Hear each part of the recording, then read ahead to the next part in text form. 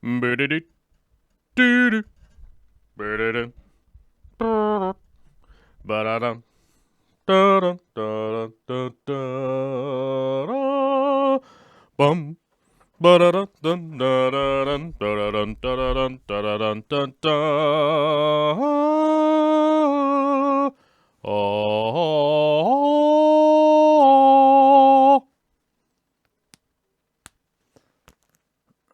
oh, oh, you guys probably can't hear that button.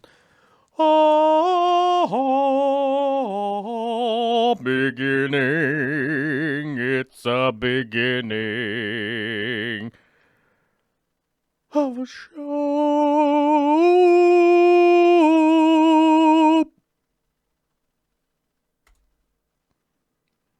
What's up, everybody? It is Friday. Oh my god. Oh my god. Oh my god.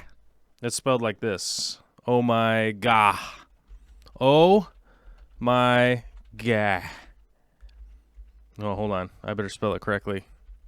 Like that. Oh my god. This shirt button's too tight. I'm going to go one button down. There we go. But don't worry. I am wearing an undershirt, so it's not too zesty for a Friday. You know what I'm saying? What's up, everybody? Happy to be back on a lovely, lovely, bright, shiny 70-degree Friday. It is so nice out right now, I have to admit. The weather is delightful, and it brings up some of the topic of today's show with the aquaponics, guppies, and shrimps. Oh my! And we've got a lot of things to talk about today, and I want to kind of jump out the gate here to talk about some of the stuff that we got going on in my neck of the woods in relation to aquaponics and why I would be doing aquaponics. As we know, there is a pretty worldwide crisis right now. So relating to that, I'd like to remind people that growing your own fruits, vegetables, farming and whatnot is definitely not a bad idea, I would say, considering employment security seems to be a little bit weird, I guess is the nice way to put it, right? Aquaponics, hydroponics, your own gardening, I'd recommend it. And the easy way to explain that to people, we maintain a small herd, and I'm going to call them a herd. It's a flock of chickens. Just to give you an idea with some of the farming, gardening that we do here,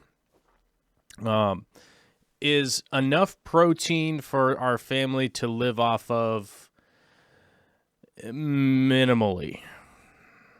Now, the reason I say that is that we get about, during these warmer months, now that it's summertime, just off of 9 chickens, we get about 14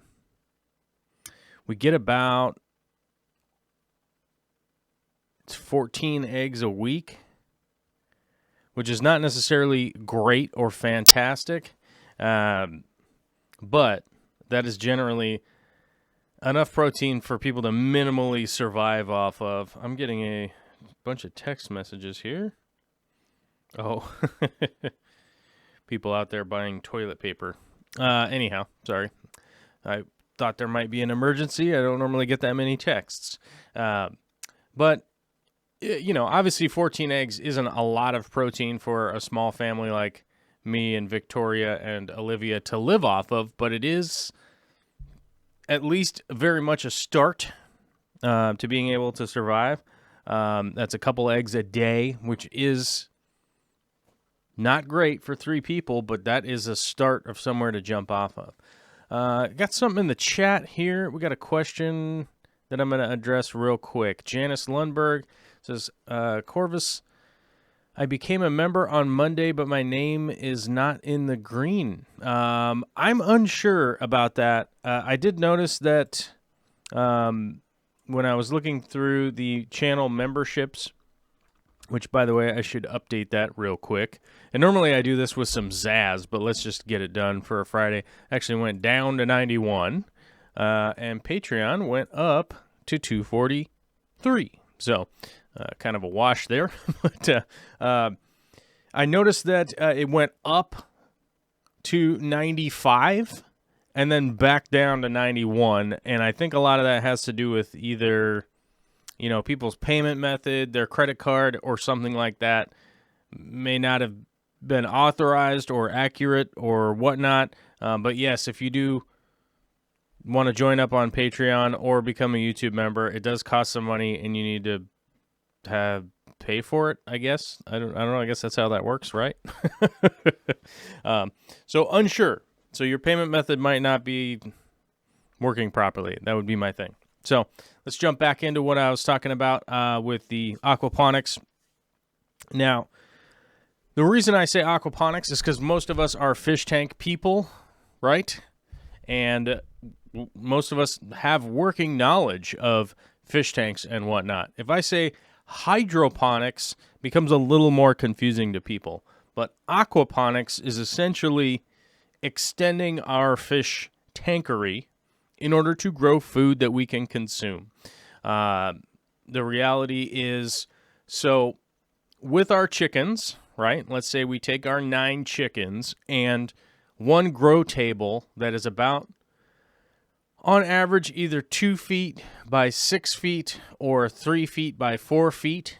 So that would be the top part of the table where the plants grow out of, is enough for a family to kind of survive. Now, obviously, you wouldn't be living some kind of luxurious lifestyle, but the way that those plants are grown are going to be, there's a fish tank down below. Water is pumped up into that tray where the plants grow out of, and then we utilize the sun to beam down on the plants. Now, obviously, CO2 and stuff like that, that's handled by the air because the plants are going to be growing emergent out of that. Some people that I believe are pretty smart, grow fish that they can eat in that tank that is down below that table. Some of them that I have personally installed were 500 gallons, 800 gallons, stuff like that, because they're not a display tank. They're not a tank that we're looking in from the sides.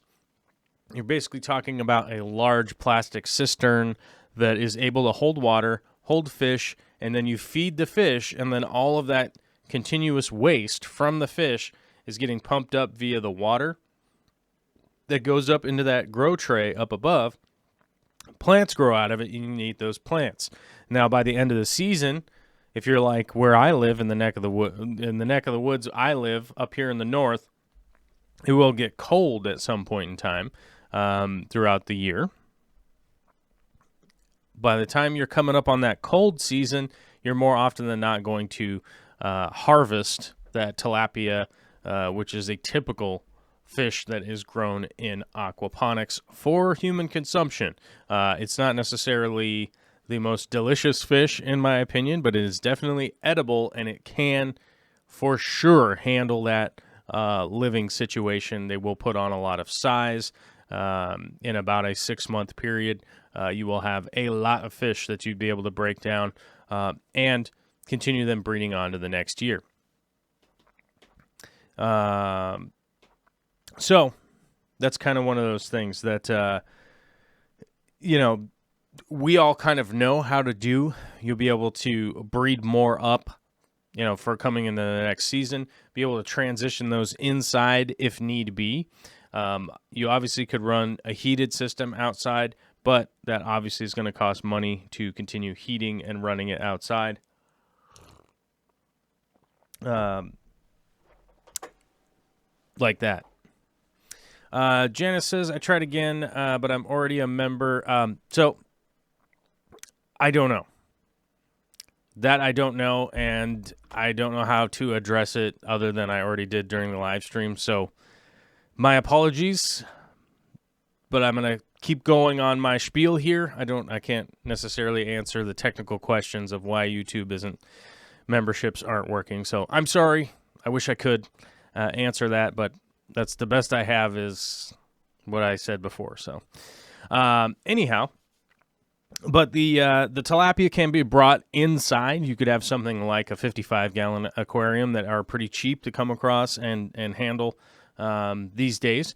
Bring some of them in, cultivate and breed them throughout the winter months where heating an aquarium outside would be a little bit costly. You could do it. It just would be a little bit costly. And continue that cycle going on into the next year. Now, I don't know what it means to most people out there to grow your own food, to know where it came from, to know what went into it, but it's fairly important to me to at least have some traceability to where the food comes from, that I'm feeding my family, that I'm eating myself, that Vicky's eating, blah, blah, blah. And I do think that it's something that's really beneficial, not only in the weird times that we're in right now, but also as we kind of move forward as humans, right? And, you know, I just had a birthday. I got to give a shout out to Rumbust for a super chat here. So he got 2166, which is how many days I've been sober, and then he give it a multiplier ×2 for the happy birthday action. Very much thank you, Rumbust.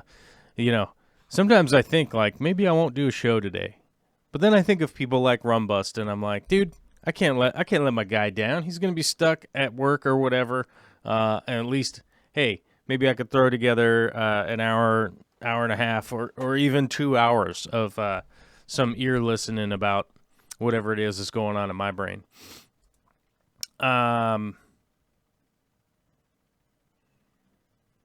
So let's see here.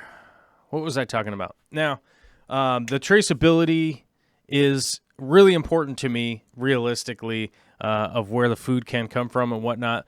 But as we move forward, I would like to be able to show people how to implement and build a system that is within a reasonable price range that can be grown over the years. And that's kind of what I've been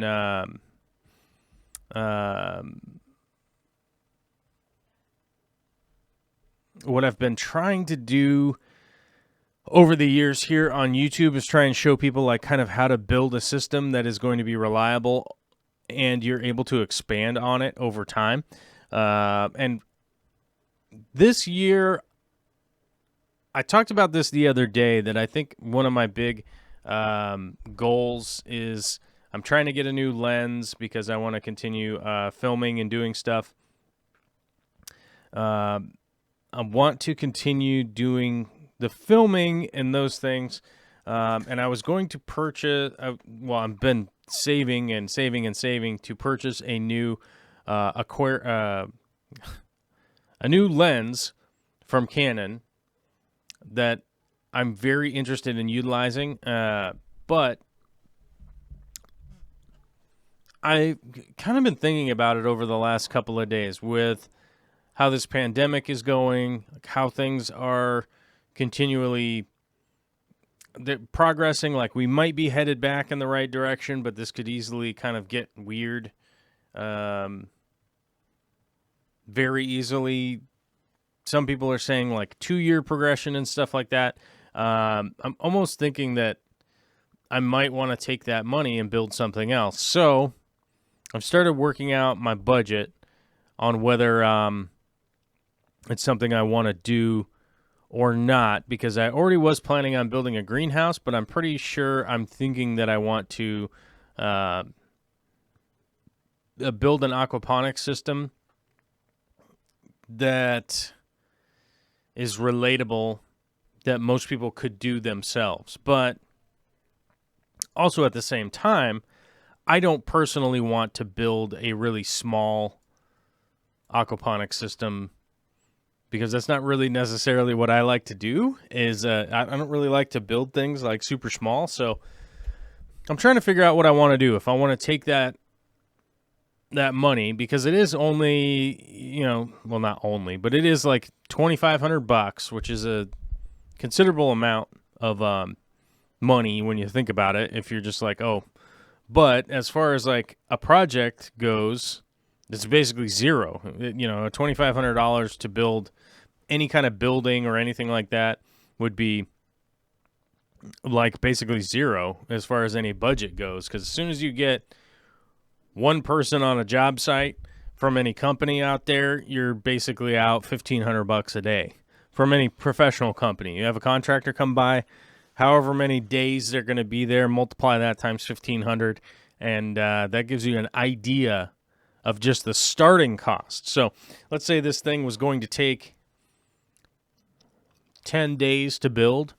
At minimum, I'd be looking at like 15 grand plus, cost of all the parts, the cement, the wood, the lumber, the walls, the pumps, the tables, all that kind of stuff. So I'm trying to think because I personally do think it's worthwhile to give it a shot. To be trying to just go that route here. But I think ultimately that's going to be my plan. I don't know. I'm about 50-50 right now. I don't know. I have to figure out, I guess, like maybe if a whole bunch of people comment or something, maybe I'll end up building it. But I don't know. I'm kind of 50-50 right now on what I want to do.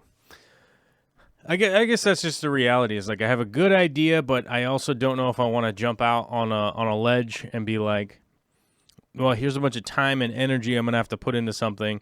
Like I could probably afford to do it. But I don't know. I'm sort of torn right now between a rock and a hard place of the, just making sure that we live our. Not only do we live a good life, but also got to make sure that have everything coming. Everything's still coming in, as far as paying the bills and all that kind of stuff. Jay's Crazy Obsession says I'll be in the unemployment line tomorrow, which is a little bit rough, but I do have to admit. If you end up being unemployed, you will get an unemployment check if you're in the U.S. I don't know where other countries everybody is, but if you're in the U.S., you'll get an unemployment check. It will come. I think the funny thing is, like, there's a lot of stories out there of like this unemployment doesn't work right, and I think that's typically from people that have never had to file for unemployment before, because it used to take weeks and weeks and weeks and weeks and weeks and weeks and weeks before you even got your paycheck, and then they would like pay you retroactively the 60% that you were supposed to make over that time frame, and it was all taxable too. So I will say that, like, if people are out there and you're having to hit the unemployment, just be patient with it. It never worked well before. And I do live in one of the states that has a really robust unemployment system here in Washington State. Like, it works well compared to a lot of them, but it never worked well before. So suddenly 22 million people are using it as of the last count. I would just remind people to be patient because it never worked well before. 22 million people were suddenly signing up for it. So just be patient with that system. You will get paid. And then plus, I think they added in an extra $600 a week while people are unemployed because of this situation. So that should help make it up. If you do have to run the credit card or whatever you got to do in the meantime, you'll be able to at least pay that stuff back. My hair's starting to piss me off, and I was going to joke if there was enough people watching the show today, but there's not even enough people watching the show today to do the joke that I wanted to do on how I was going to cut my hair. So I think I'll just figure out cutting my hair, and yeah, that'll be that. But the aquaponics system that I want to build is just kind of a basic greenhouse with 3 tables in it and then 3 holding tanks underneath, which is a pretty standard basic starter kind of aquaponics setup with a greenhouse, that kind of stuff, which realistically I think when I did the measurements, I think it would be basically 12 feet by 12 feet. I mean, maybe 14 by 12 feet or something like that. But it shouldn't be it shouldn't be anything that's like out of the realm of possibility for the average person. Outdoor Aquatics says we are watching Do It. Well, I'm not going to cut my hair while I'm on a live stream. I mean, I don't even have the stuff down here to even do it, so it wouldn't really matter. I mean, I have an X-Acto blade right here. It's not even a new one. This one has like paint and stuff on it. It's been used. So, yeah, I'm not going to actually cut it on here. But the aquaponics setup, like I said, is probably going to be about probably 12 feet by 14 feet, maybe 12 feet by 12 feet, maybe even 10 feet by 12 feet, because typically that's enough sizability for a greenhouse that would probably work out pretty well for what we want to do here. Now, how I was going to build the walls. So one of the things I was going to do as far as like building the walls goes, was going to be, I'm actually considering building the polycarbonate plastic walls with actually 2x4s built into it, because somebody showed me theirs a while back, and of course I didn't have a camera there with me when I was checking that out, but they were running exhaust fans through the walls inside there. Now, I don't know how well that would actually work out here with the humidity over the winter. I think it would generally just rot the wood, but I think it was working really well. Where was it? It was in the eastern Washington, where it's a desert, and then in the winter they just have everything closed up and turned off. So that's a possibility. But I want mine to be able to run, 24 hours, 365. I want it to run year round and be able to operate it that way. I'm actually going to most likely use some of my old aquarium lighting. So I have old plant LEDs to utilize that to supplement the light during the winter time, because there's not a lot of light where I live. Obviously, I live just south of Seattle, Washington, which isn't the most north in the world. It's not like I'm in Alaska or anything crazy like that, but the days are short and the sun is low. It's a low-angle sun out here during the winter, so I'm really considering that's probably what I'm going to do. Derek Runyon's making $3,500 a month on it. That's not bad. That's not bad. It's not great. It's not amazing, but it's definitely not bad. You can pay your bills at $3,500 a month. If you can't pay your bills at $3,500 a month, you should make some considerations on what's going on with how much money you got going out the door, realistically. I don't know, maybe turn off basic cable or extended cable or whatever it is you're paying for. That's putting it over $3,500 a month. Big D Smoke with a $7.30 super chat, which is just a weird amount of money. Thank you. Says I hit 2 years today. 2 years sober. That's right. My guy. I think sober from liquor. I think he quit drinking because I know he still smokes weed, but I don't. I'm 100% sober except for coffee and this nicotine gum. That's it. That's where I'm at now. I've worked my way down to nicotine gum.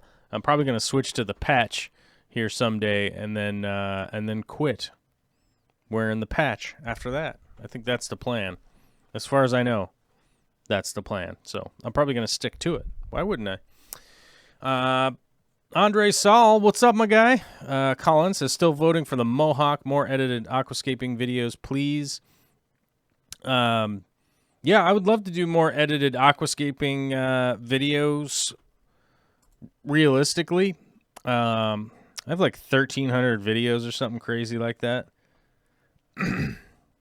on the channel now.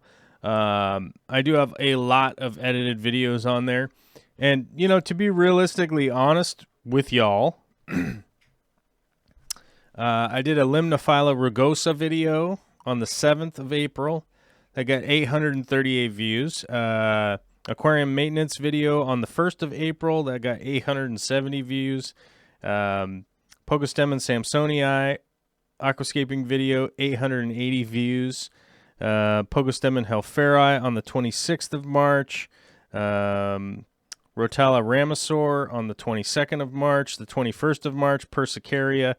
How to propagate aquarium plants on the 19th of March. On the 17th of March, trimming plants. On the 14th of March, aquatic plant video. On the 11th of March, how to build a CO2 reactor. On the 10th of March, the 240-gallon aquarium aquascaping video. And all of those didn't do very well, views-wise. Seriously, let me take one of these videos. Let me take one that's been up for a while. Let's take one from the 19th. So this one's a month old. Let me look this up. So it's like, oh, I thought this was 800 views. This is a how to propagate aquarium plants video.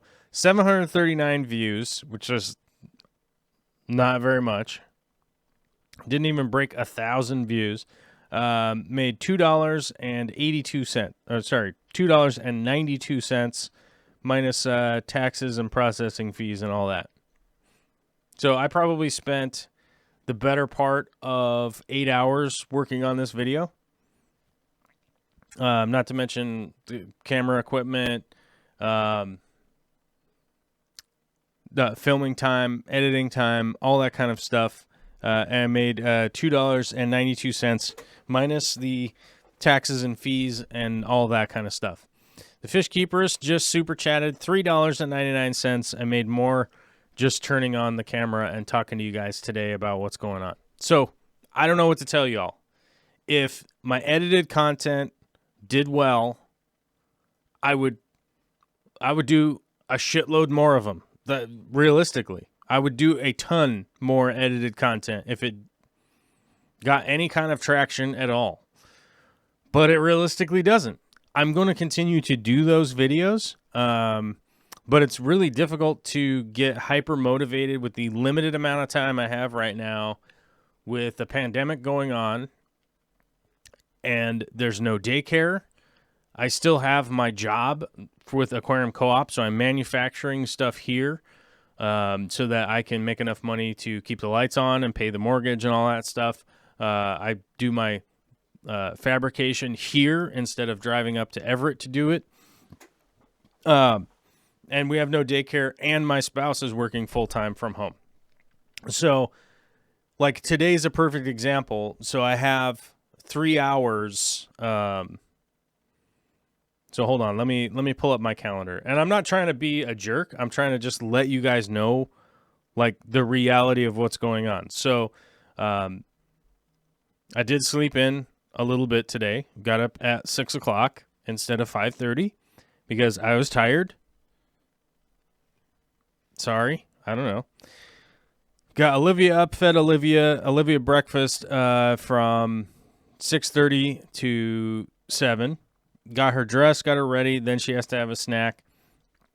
Then Vicky from 8 o'clock to 9 o'clock answers emails, that kind of stuff. She comes back downstairs from 9 o'clock till 10 o'clock. I basically set everything up for this video, answer all of my emails, check all of my Amazon affiliate nonsense, then go back upstairs so that I can take a shower and stuff and get ready, watch Olivia. Right now, Vicky's watching Olivia until this show's over, right? Then once this show's over, I have to be done before 1 o'clock because at 1 o'clock, Vicky has a video conference for work that she has to be on. Then she has to make phone calls, emails, all that kind of stuff until 6 o'clock, which I watch Olivia until then. I make dinner. We get dinner ready. Dinner is ready. I basically have to have dinner ready by like 5:30. Okay. If I have dinner ready by 5:30-ish, I can have stuff plated and ready to go and stuff like that so that when Vicky's done with her last calls and emails and stuff, she can come down. We all have dinner together. Once we're done with dinner, about 6:15, something in that range. We start the bath so that Olivia can take her bath. And I go out to the shop and I start to set everything up for fabrication of the stuff that I'm doing for Aquarium Co-op, which is I'm building these plant racks over and over and over again. And so I get everything set up for that, come back in at 7 o'clock, because I basically get everything set, start doing that fabrication, come back in at 7 o'clock. Then I go, then we go get Olivia to bed, do the dishes and stuff. Then I go back out to the shop. I work from probably like 7:30 till about 9:30, 10 o'clock at night doing fabrication for Aquarium Co-op. Come back in, watch TV for about a half an hour and go to bed. And that's like the easiest day that it is. And like, so Bracken said, need any help with fabrication tomorrow? So here's the reality is like, then also we need to be social distance from everybody. So we can't like have any contact with anybody. Because we got some help over the last week with my mother and her husband came to come help out for a couple of days, which meant we had to have like no contact with anybody for like 2 weeks because they were having no contact with anybody for 2 weeks. So they could come over, visit Olivia, visit me for my birthday, stuff like that, kind of be here for a couple of days, which they were here for like 4 days, which is amazingly helpful, but just starts to give you an idea of like, where do I fit editing in, right? So where does editing fit into there when it's $2.92,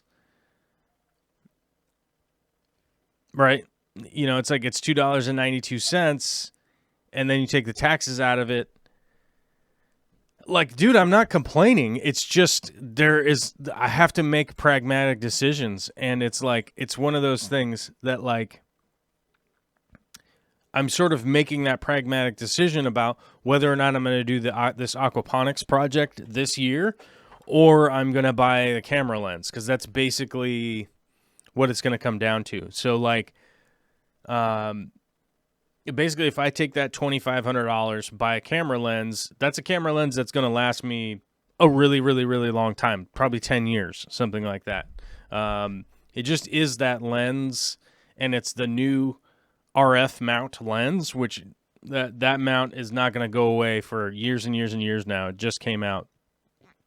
And to those of you that are confused, the part on the back end of a lens has a name, and that's the mount, and then it has a qualifier for it. So the RF is the new one, the EF is the older one that fits into the camera and communicates with the camera properly. This one, the EF mount, lasted like 30 years. So the RF, the new one, is probably going to be around for another 20 years or something like that.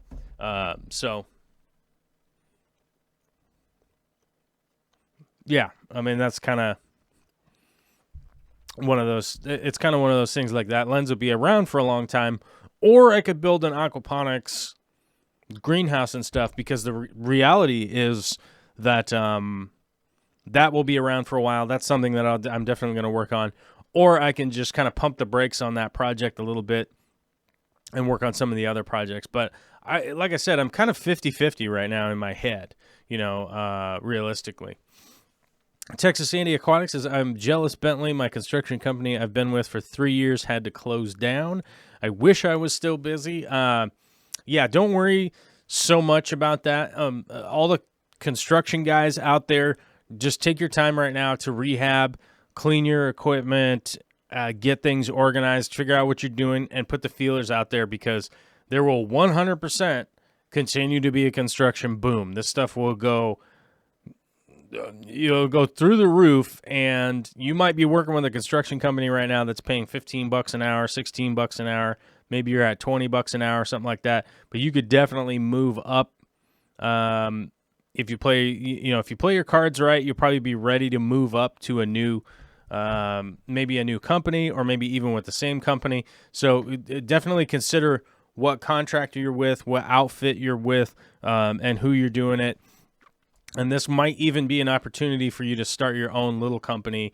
I took the jump on that 6 years ago, something like that. It seemed like a big problem and stuff, and turns out it's kind of a reasonable thing to do. That if you're talented, hard worker, even if you're just a little bit talented, but you're a hard worker, but you're organized, but maybe you're a little bit messy like me at the same time, you could probably work out and be doing some good stuff.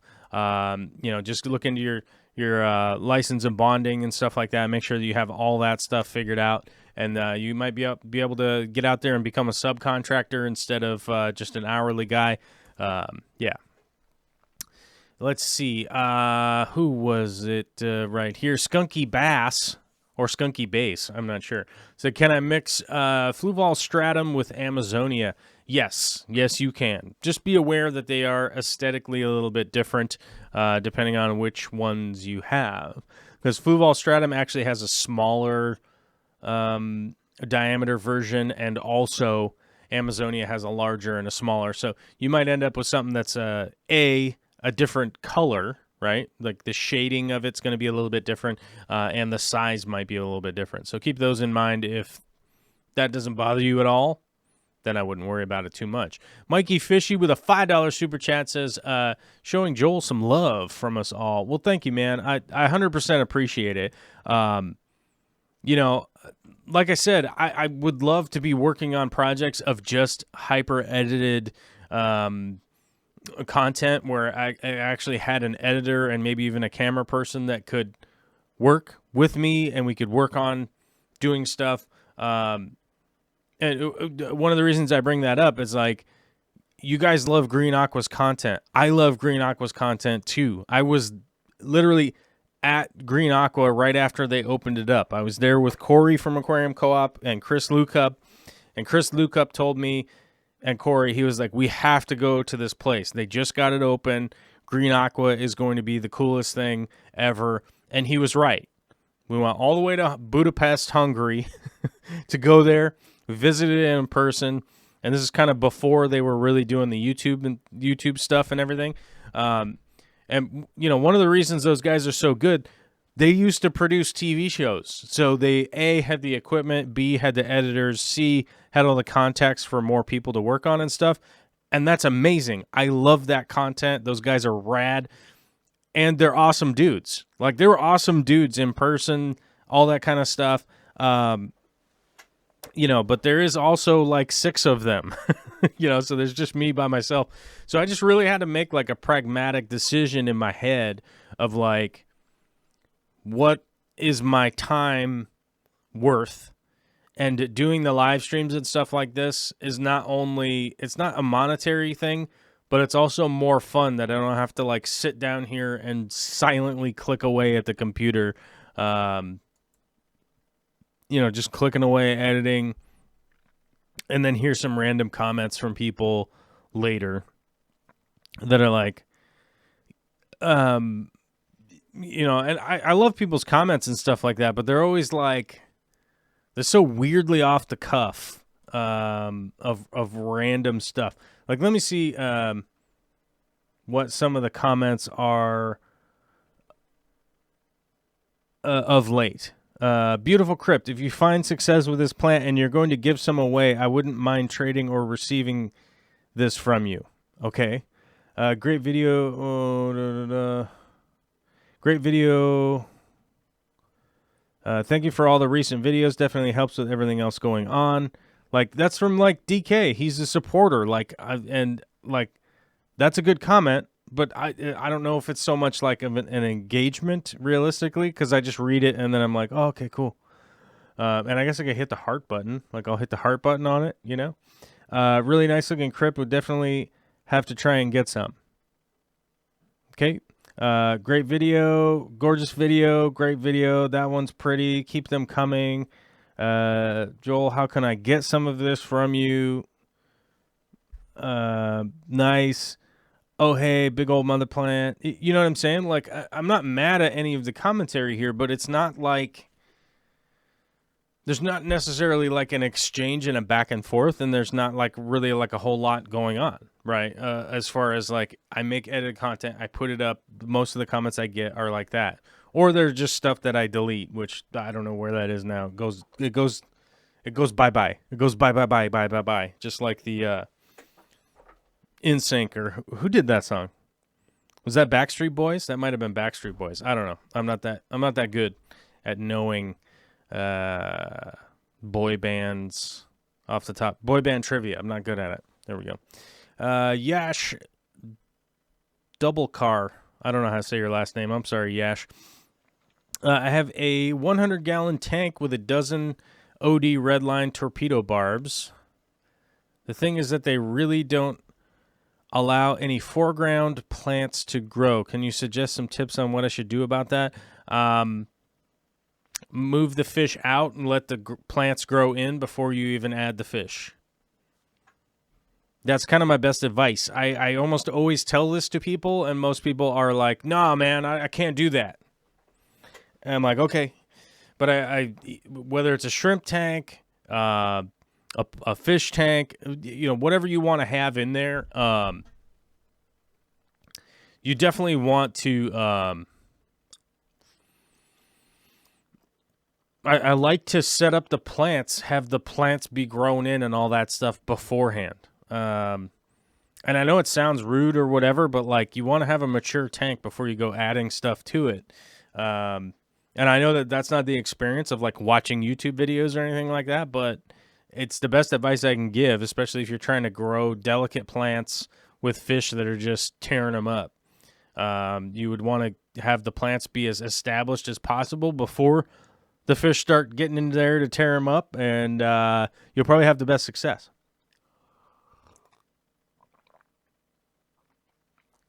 Nature Aquarium says YouTube comments are generally a trash fire. At least in the aquarium world, they're mostly positive. They're a trash fire also. I just ban all the crap comments, realistically. And then people get mad at me because they're like, that's, you're messing with my First Amendment rights. And then I have to remind them that, like, I'm not from the government. I'm not a representative of the government. It has nothing to do with your First Amendment rights. I don't want to read or be involved with your garbage commentary. And I'm not from the government. So it doesn't have anything to do with your First Amendment rights or your freedom of speech. It doesn't have anything to do with that. I'm not a representative of the government. I'm an individual, and I don't like seeing the N-word in my comment section, so I delete you and I ban you.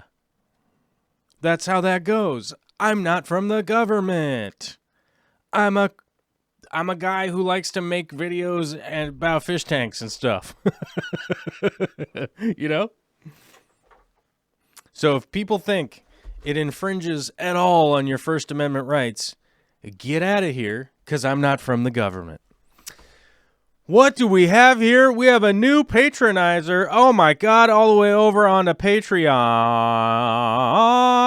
Janice Lundberg coming in fresh on a Friday, which means I got to update my number here as a not representative of the government, as somebody who regularly criticizes the government, me, that's me. Our Patreon count has gone all the way up to 244. 200, what is it? 44. Yeah? Is that right? 244? Yeah, I think that's about right. Something like that. Hotea Marianne says Romanian Facebook aquarium groups comments are quite rude. Yeah, they definitely can be. They definitely 100%. And people ask like why if I ever talk about the comments and I'm like, oh man, they are garbage and whatnot, and then people go look at my videos and they're like, it doesn't really seem like there's that many garbage comments on here, right? And I'm like, yeah, they're all because of me. I don't know. People get pissed. They think it's their First Amendment right to just say whatever they want, wherever they want, whenever they feel like it. And I'm like, nah. sorry that in my in my area, Same thing if like, and I'll use the N word as the example because that's what I used before. Like if somebody's saying that in my personal zone, there's likely to be a violent interaction from me to stop them from doing that anymore. The likelihood is quite high. And by the way, yes, I have been in that interaction before, and no, it is not fun, and I would 100% avoid those types of interactions when unnecessary in the future, yes. But I also gotta have some respect for our history, right? And the reality of the world, right? Yeah, and I'd rather be on my side of the fence than that other crazy other side of the fence, if you know what I'm saying. There's a lot of people protesting right now that seem to be on the other side of that fence, if you know what I mean. And that's a little crazy as far as I'm concerned, and I don't want to be involved. Let's move on. I don't want to get all stressed out on a Friday, you guy. Natural Aquarium says, but I want to see your Daniken Aquatics video. Yeah, I will. Those videos definitely will come out. Those interview videos and stuff really just need dedicated chunks of time to really get those things edited, you know, with the music and stuff like that. I mean, a 15-minute video is probably going to have 3 different songs in it. It's going to have transitions. I got all these B-roll parts to put in. Then I have to rewatch it, make changes, rewatch it, make changes. You know, that's one of the weird things. Like when making like a movie, like let's say you're going to make a movie and it's 110 minutes long, right? So it's an hour and 50 minutes long. Each time you watch it, like if you watch the whole thing, there goes 2 hours.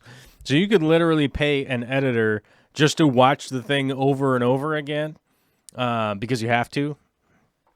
But those editors, like if they're going to watch the whole movie, they're going to have to watch the whole movie. It's going to take 2 hours every time you do it. And that's definitely one of the, it's not the main time suck when editing, but it is one of them. Like if I have a 15-minute video and I have to watch it a few times, like there goes an hour. And of course you stop and go back and make a change. Then you watch it and you stop and you go back and you make a change. And then once you render it, then you watch it again and realize like, oh crap, I screwed something up. Like there's a mistake right here. There's a mistake right there. That definitely comes up.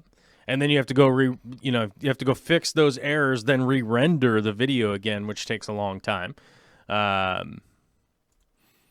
Sci-Fi Swordsman says they can say whatever trash they want, then you're equally able to remove that same trash from your presence. That's how equal rights work. Yeah, that's pretty much it. Yeah.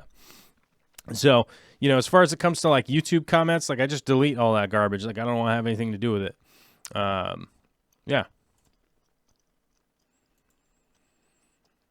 Pugimus Maximus, if I only had 3 plants to use in an aquascape, what would you use? Man.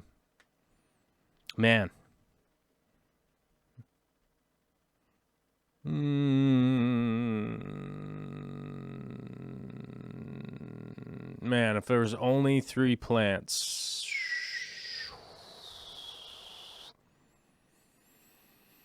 Cryptocorini, some kind of fancy Cryptocorini, probably like Jacobsenii would be one.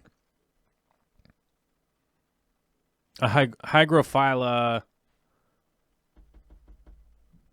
some kind of Hygrophila, I don't know, some kind. And then probably Ludwigia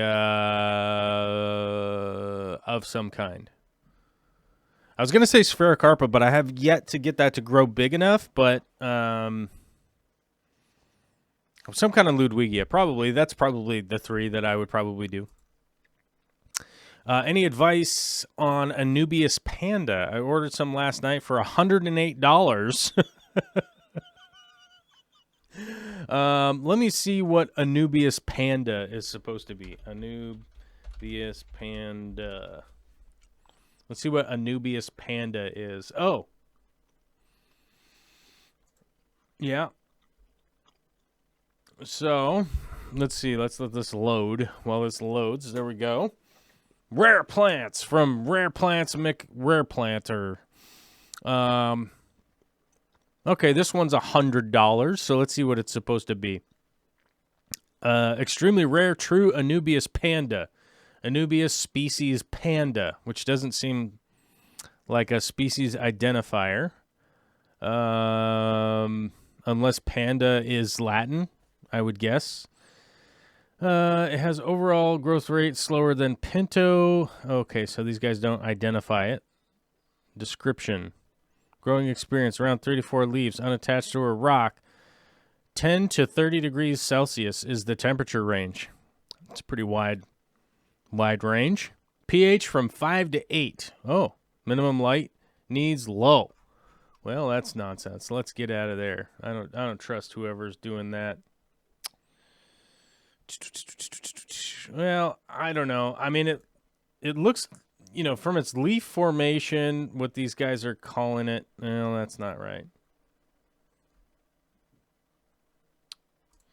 Let's just look at some images here for a second. Panda.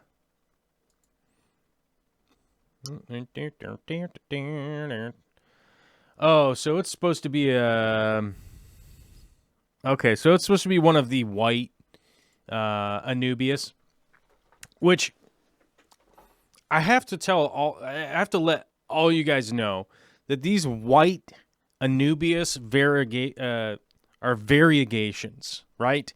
So it's a variegated plant that is essentially made a change in its growing pattern because of its environment. And I've tested this a couple of times with the, I don't know, whatever you want to call them, this Snow White, whatever white Anubias you want to call it. You could name it whatever the hell you want. You call it the Blizzard. You give it whatever weird name you want to give it. It just happens to be a variegated white strain of Anubias, which is more often than not an environmental adaptation to having a slight genetic variance compared to its air quote healthy counterparts, right?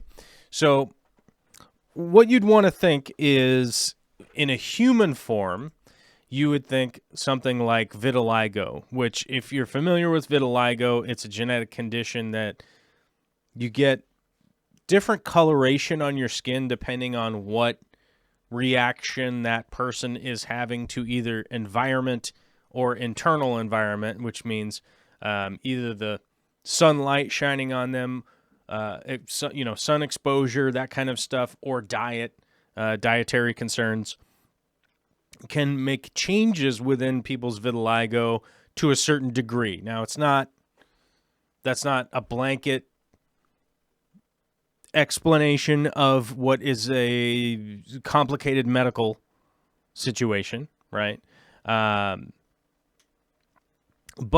in the plant, I will tell you this, as you move those plants to a different environment, you can just get them to completely convert back to just a regular old green Anubias. Because I've done it a bunch of different times to test the theory, because I forget who I was talking to.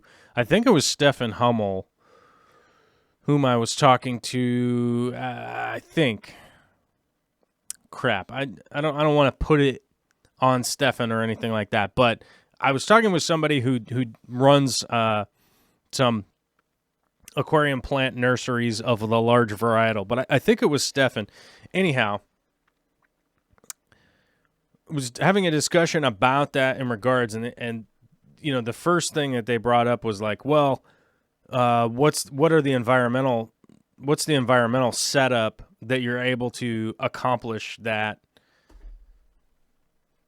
different growth pattern? And the reality is, it's like high light, it's high CO2, it's high blah blah blah. It's you're putting an Anubias in a situation that allows it to accomplish that growth. And if you take that away, you're going to run into a real problem. So, I have what's like, I even have one right now that's called, it's like a Nubius, and somebody call it like a Snow White or something goofy like that. And um,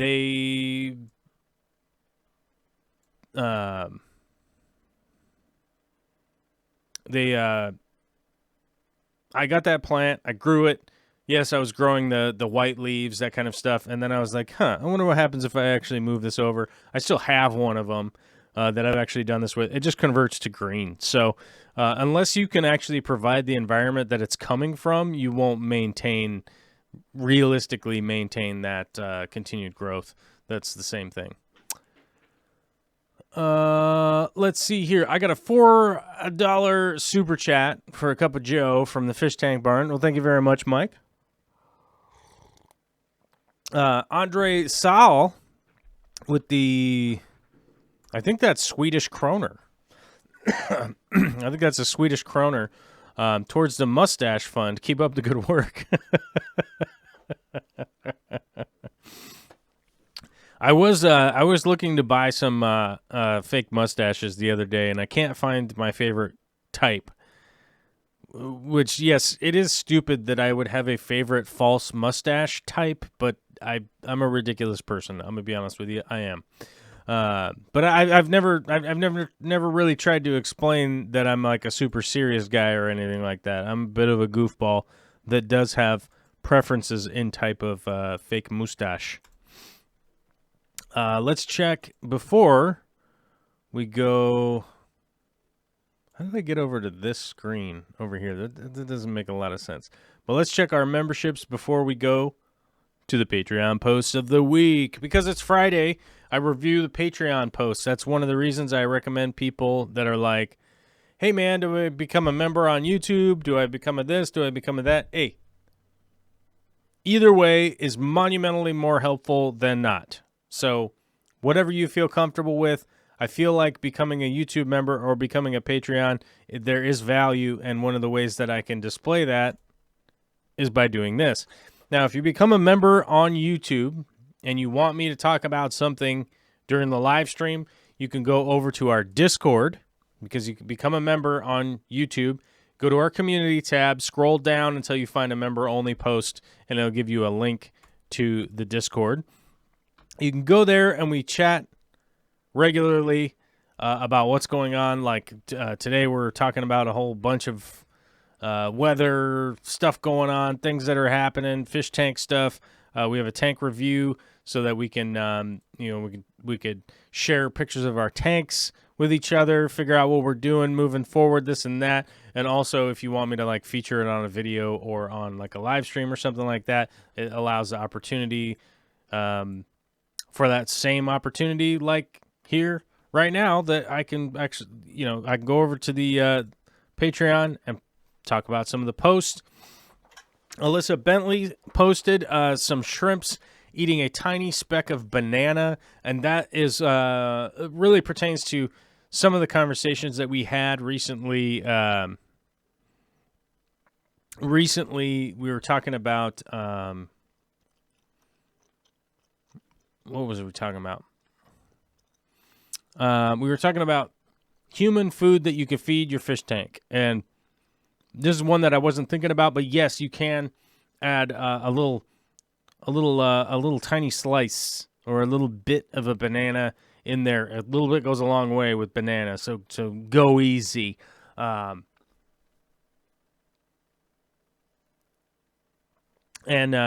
just kind of chill a little bit, but yeah, you can definitely add banana in, and everybody likes that. Aqua Seeking is saying, I lost my green arrow somehow. I mentioned earlier in the show, typically what happens is like maybe your credit card expired or something like that. That has a tendency to happen quite often.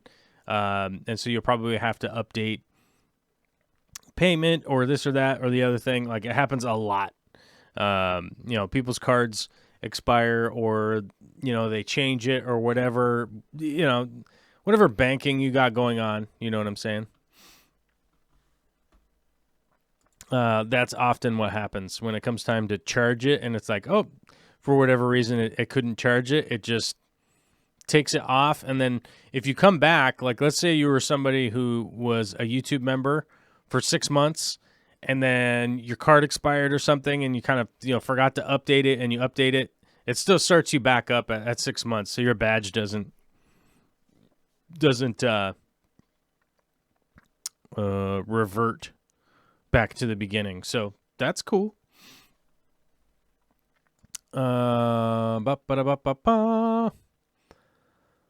Let's see. You don't have to be good at boy band trivia if you can call a friend who you know for a fact is good at boy band trivia. Yeah, that's a good point. Yeah. That is a good point. Hotea Marianne says, but keep some room free on the substrate for quarries that are not overplanted. That's always a good point. If you have quarries, don't overplant the substrate. You got to leave some open area down there for them to root around with their barbels and find the little goodies they're looking for. Let me scroll up in the chat here. Got to admit, it's hard not to put a crypt in my 3 plants. Probably have to change that. I would almost always put a crypt in there. Cryptocorini is one of my favorite plant species, like the family, whatever. What am I thinking of here? Like the family of plants. There's so many of them. There's so many and so many different kinds and different growing regions and all that. Like it's one that's all around the world. So I find Cryptocorini to be almost always entertaining, and I can almost always get them to grow a different way or find a different one that I've never seen before.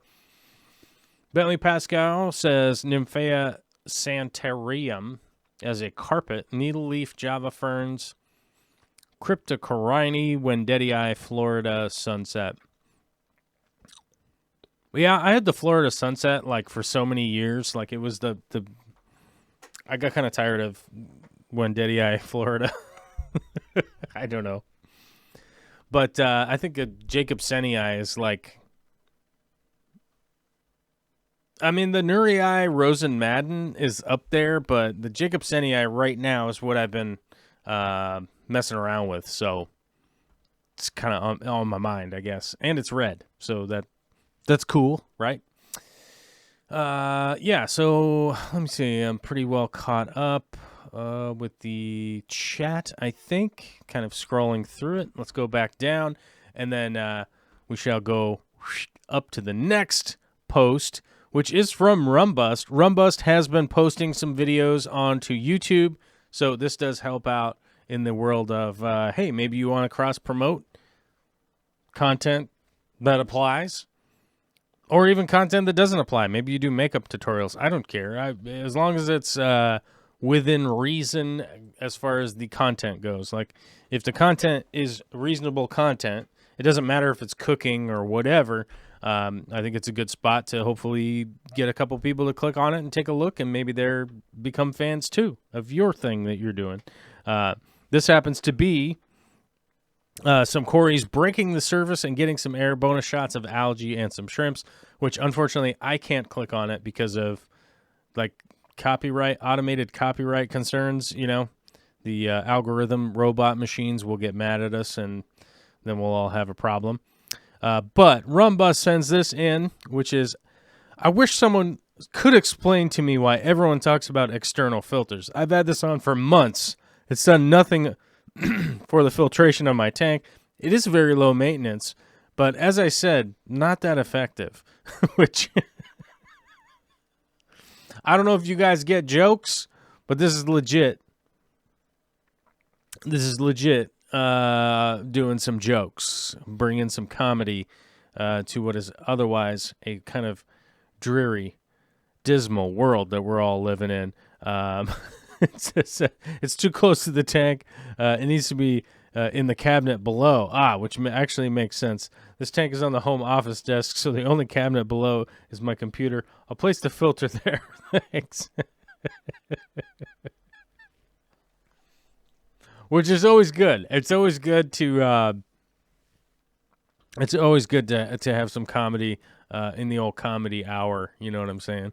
Out here in the comedy hour. I like it.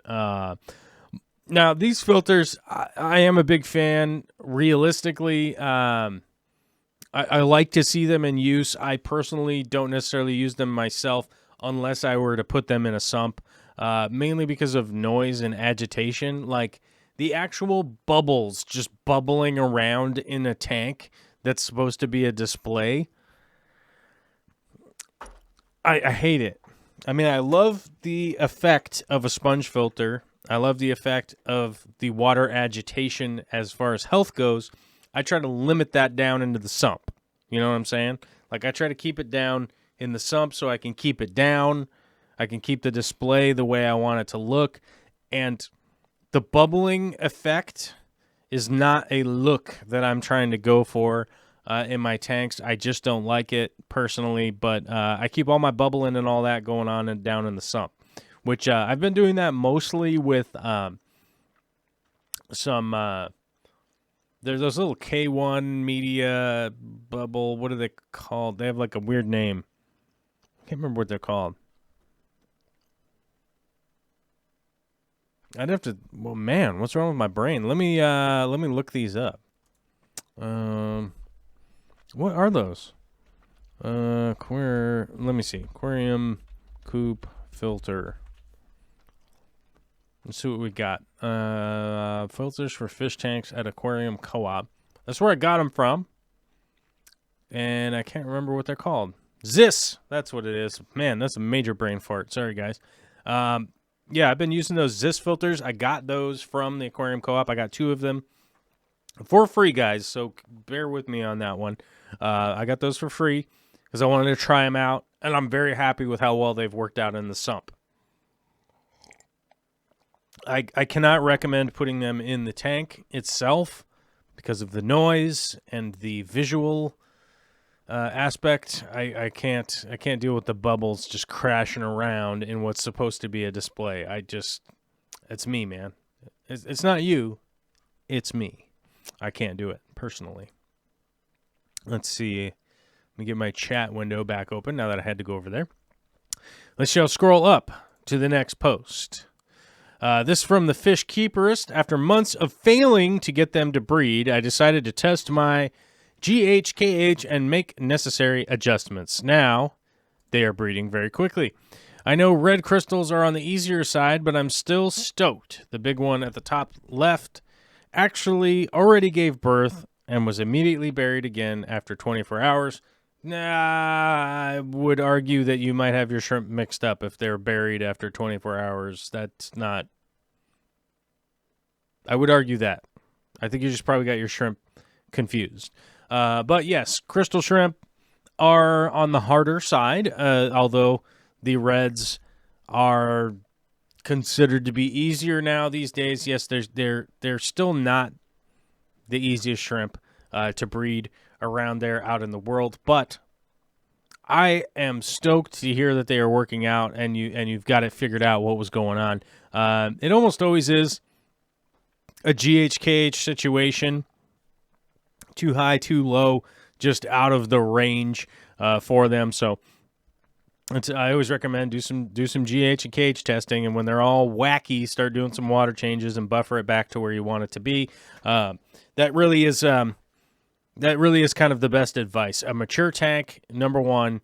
Number 2, KH, GH. Number 3, temperature, and make sure your feeding isn't totally crazy. So I guess that's 3 points.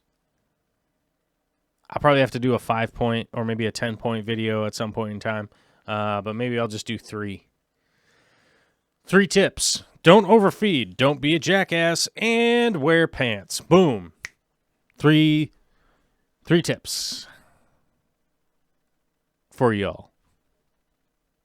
And it's so good, and now you're the best shrimp breeder ever, right? No.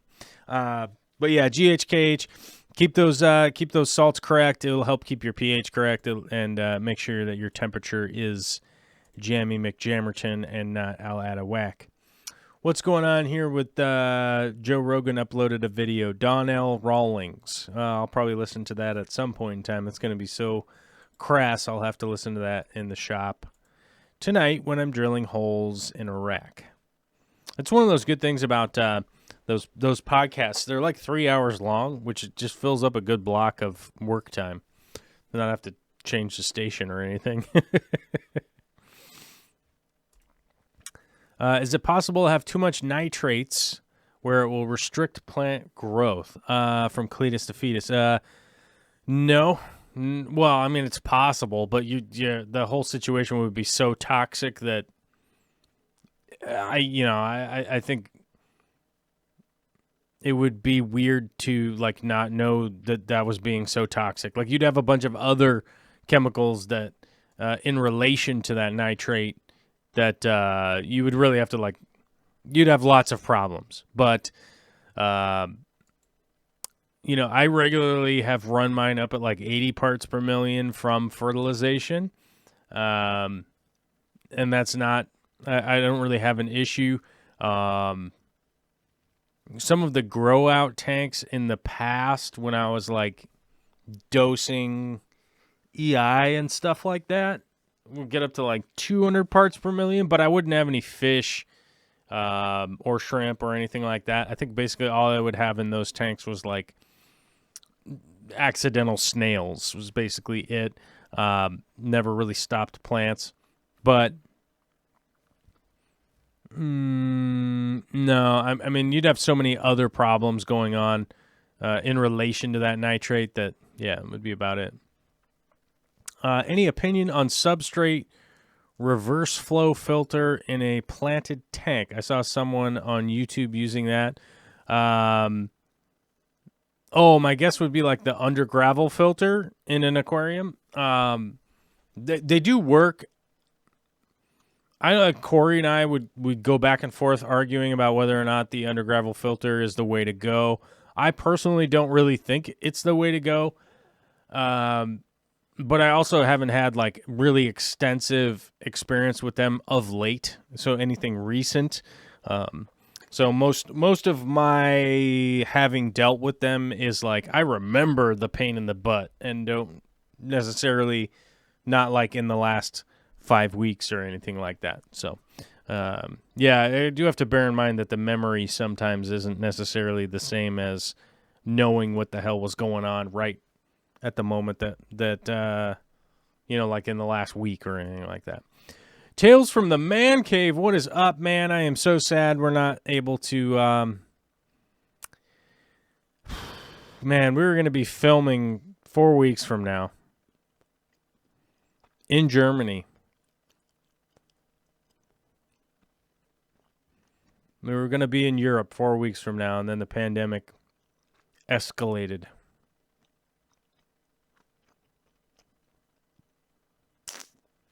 Of which I think some people would be like, well, where did all that money go from that trip? That was going to be a sponsored trip, so there was never any money. Like, I was never, I was paying some money out for accommodations and that kind of stuff, but I just canceled it and it got refunded, and so I'm just basically where I was at before. So anybody wondering about that, that money just stayed with the sponsor. So, which by the way was a person, it wasn't a company. So, that's all fine and dandy, and no worries about that. But yeah.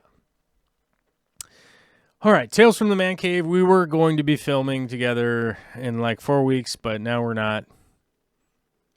So I guess we do just have to take a moment of silence for the sad loss of all the good times that we were going to have in Europe together.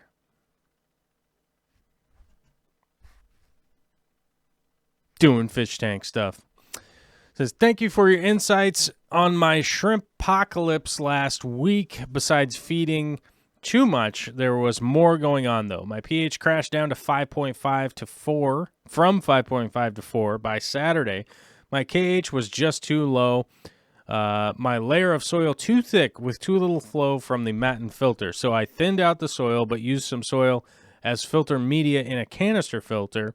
I'm using RO water with GH plus salt, but with the old GH booster action, but also added a Myronectone Cuton. I don't know how to say that out loud. Myronocuton mineral stone. I mean, it's a mineral stone. Out here in the U.S., I use Montmorillonite.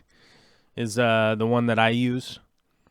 I know how to say Montmorillonite. I know how to say that one. I don't know how to say this one. But either way, it's a mineral stone to keep that KH up a little.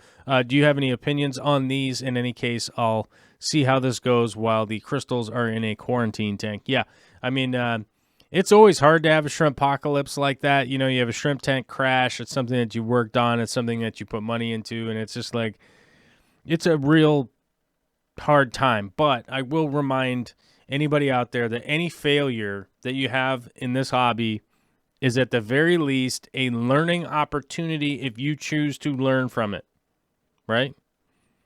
You can have failure after failure after failure. If you don't learn anything from those failures, they're a pointless failure. So bear that in mind. Bad things happen. Gain some information, gain some insight for the next time so you can avoid the exact same failures.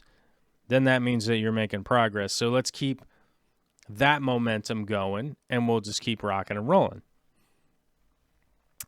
But yeah, I would say I use Montmorillonite in any tank that's going to have a shrimp in it. I do add some sometimes later into the sumps and things like that as I amend. Crushed coral, catappa leaves, I find to be the easiest. So those catappa leaves are super easy for me to order up. Let me see what. Oh, there's some aquaponics parts. I'm currently was pricing out some of the aquaponics parts. Catappa leaves.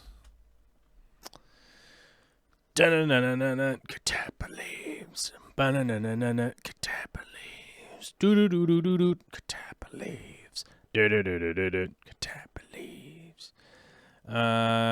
Where's the one that I normally order from? I think is this the right one?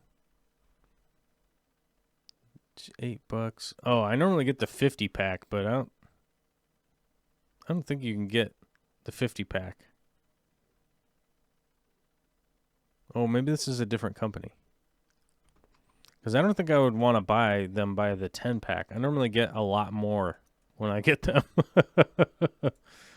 Maybe it's the medium 50 pack. You can only get a 50 pack of mini ones. Oh well. I mean, I guess it's worth a try because that's only $5.45, which seems pretty reasonable to me.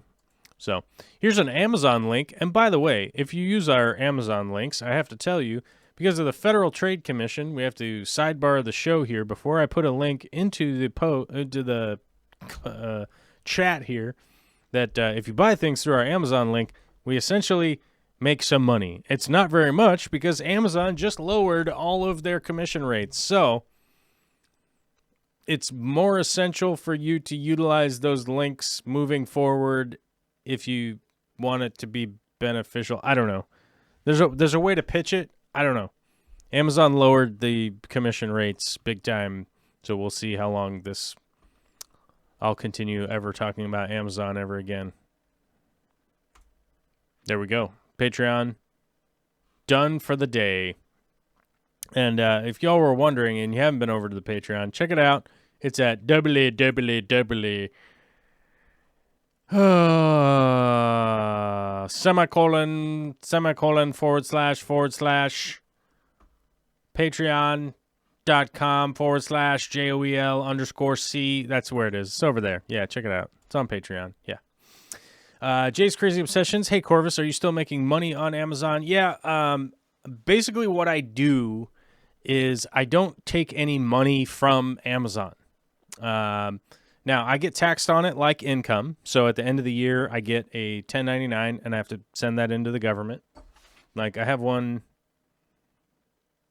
This is not from Amazon. This is from Aquarium Co-op. But yeah, any affiliate that I have is 100% taxed income. I get a tax form. I get a 1099 from them that all gets submitted to the government. I pay my taxes on it from being an independent business owner. And I legit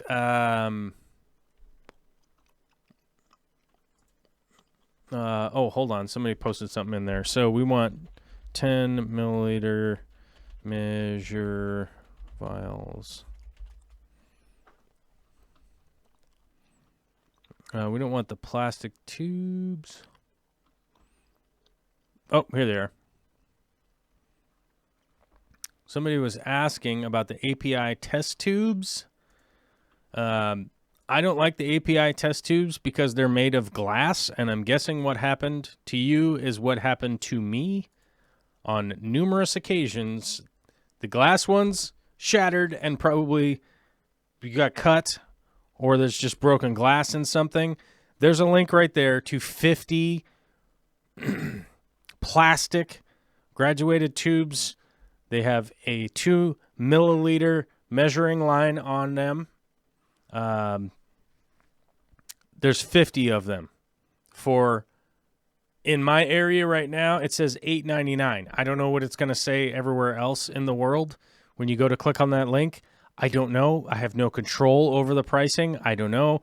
But I found that to be way more accommodating than the API glass measuring tubes.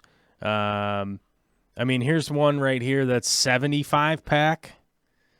I don't think these ones are marked, though. Yeah, these ones aren't marked. I want the marked ones. Test tubes. Here's 10 piece with markings per milliliter. Like this one kind of sucks because this is only 10 for $10. That's too expensive for some crap that you're gonna use to like test fish tank water. I don't know, man. I don't want to pay $1 per. Here's 100 pack of tubes. These are not marked.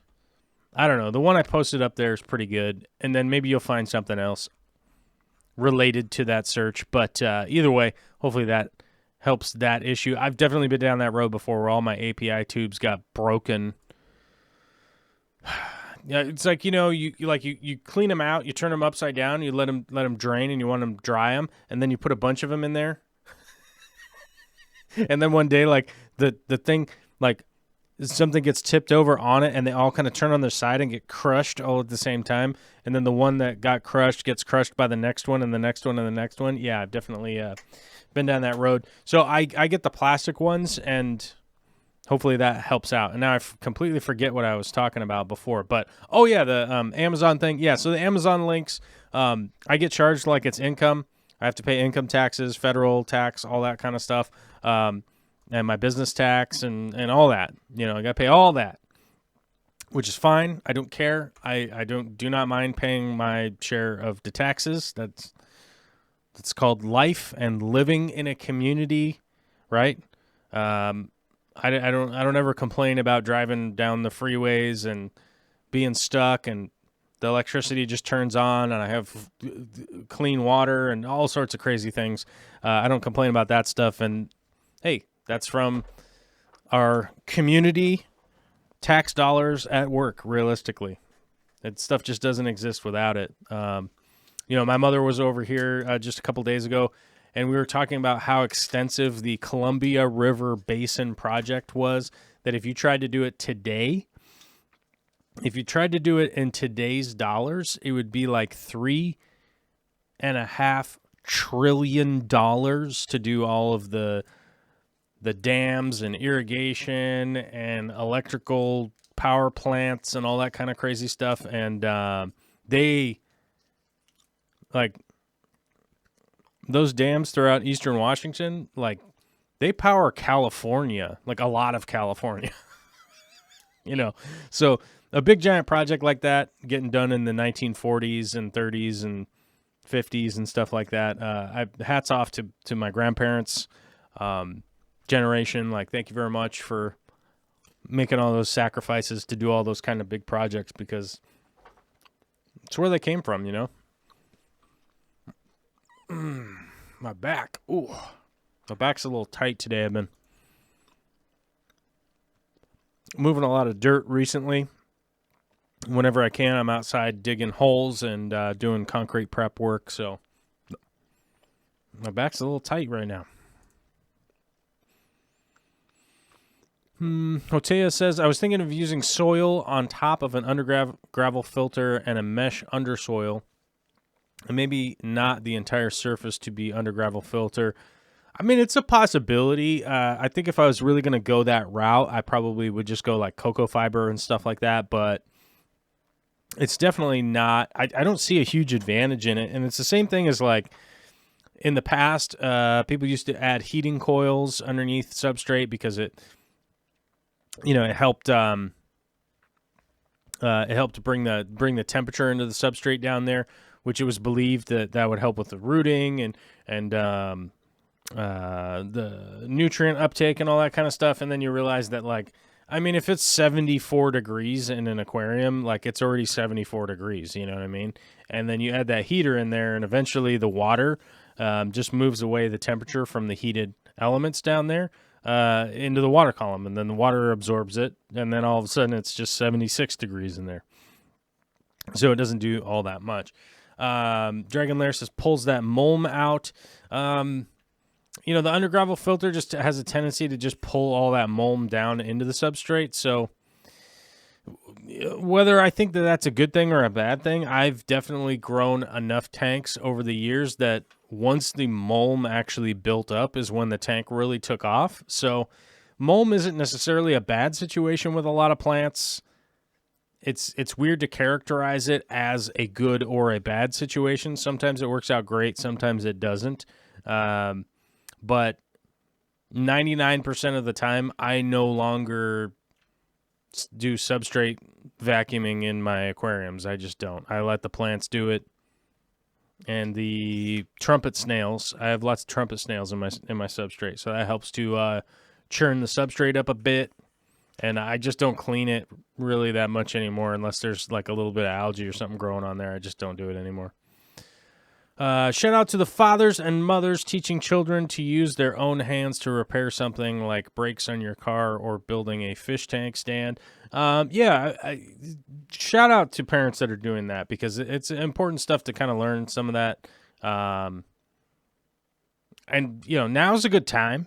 If people are home and you actually have to do things and you can afford the time and stuff, then I hope that works out.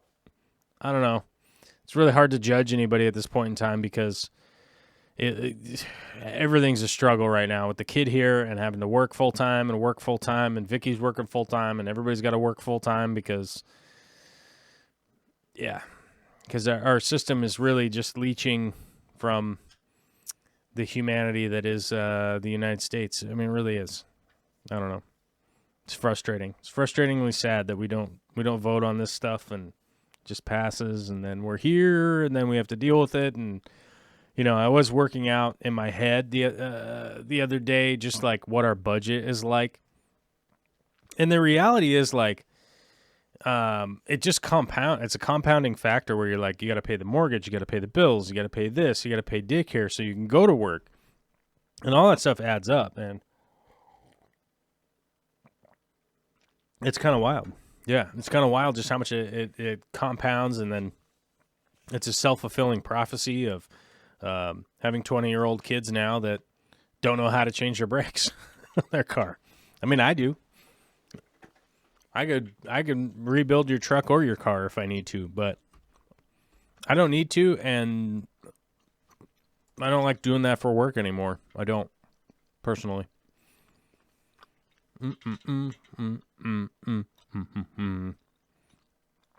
Cooley Kev says, I have heavy root feeding plants like crypts and swords and never remove any mulm, and they're booming. I don't use much root tabs either.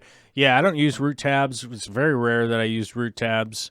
It's always some kind of like specifically weird plant that I got in the mail that's like half dead, and I'm trying to nurse it back to life, and I use a root tab to hopefully make it a little easier on that plant to transition into my tanks, and that's pretty much it. Like, I don't really use them even remotely as aggressive as before. Only 53 likes and 93 people watching. Seems like about 40 people forgot to hit that like button, I guess. And I'm supposed to say that during the show. I don't know. It seems like a weird sidebar, but apparently I'm supposed to say that during the show to motivate people to hit the like button, apparently. I guess. I don't know. It's a thing. Members have not changed. We're same members and same Patreon, right? Let me check the email. Yeah, still good. Okay. Still good. Still the same. Okay. Moving on. Jay's crazy obsession. Soon enough, you'll be asking the 3-year-old to just do it. Dad asks me all the time.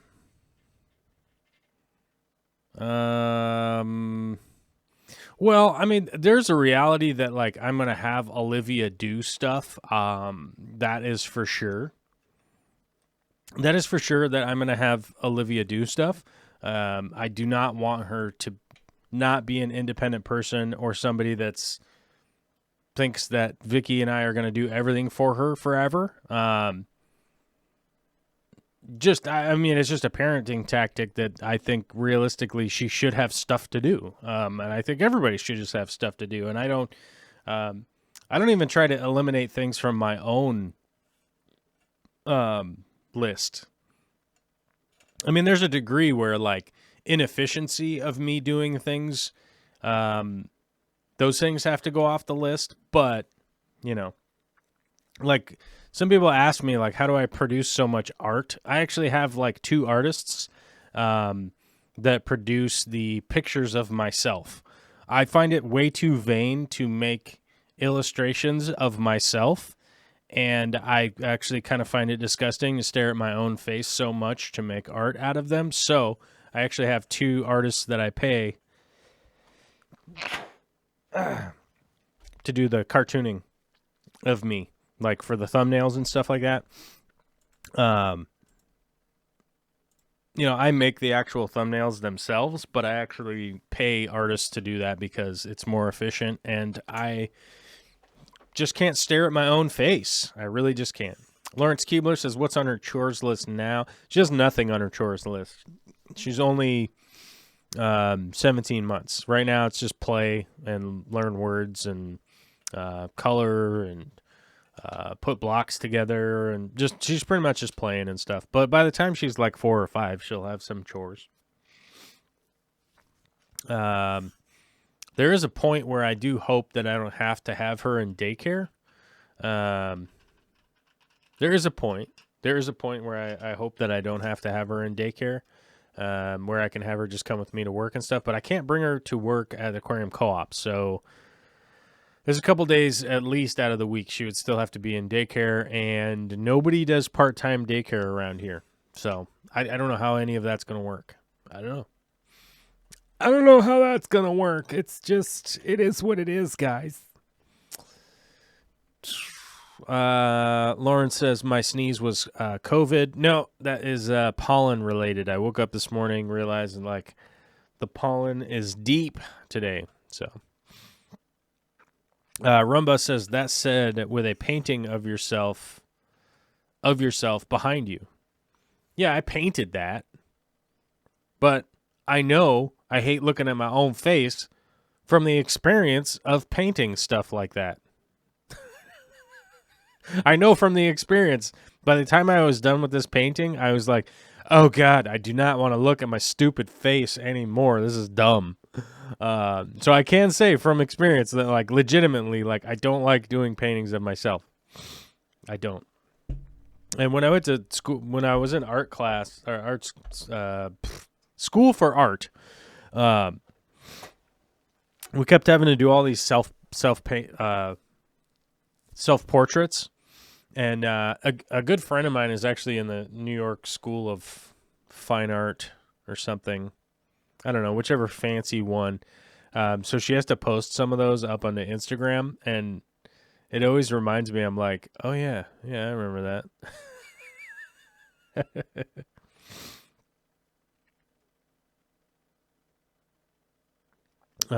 But yeah, that, one of those things. Yeah.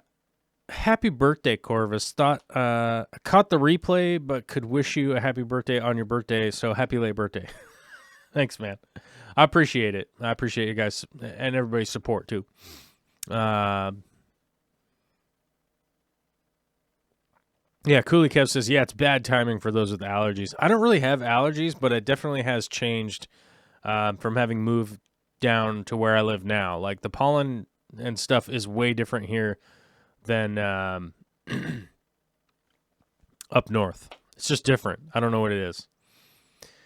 Jay Johnson says, sent all my koi angel juveniles to my local aquarium store. The store has been closed for a month now. Would it be wise to try and get them back now? I don't know, but that sounds like a really, really, really weird situation. With the quarantine that everybody has going on, you definitely don't want to be just coming in contact with people that you don't have to be coming in contact with. Hopefully the store is just taking care of them. That would be the optimistic thing. Maybe they're doing curbside sales or something like that. It would be hard for me to judge a local store that I don't even know the local store or anything that's going on. Yeah, I don't know. How long would they survive in my already established tanks without stunting? Yeah, I don't know. I don't know how long they would survive, and I'm not sure what that means.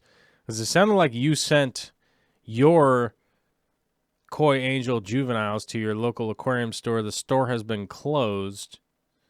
Would it be wise to try and get them back? I'm not 100% sure what you got going on there, but you definitely don't want to come in contact with people you don't have to come in contact with. I haven't even tried to go to the local stores here because there's no reason for me to. Like, I don't need to buy any fish. I for sure am not buying any fish. The one thing that I do wanted to try and get was some like frozen bloodworms and like frozen krill and stuff, but my stupid puffer won't even eat frozen shrimp right now, so I don't know. That dingus only wants live snails. It's the only thing that she wants to eat. But it's probably my own fault from just feeding live snails all the time, so I don't know.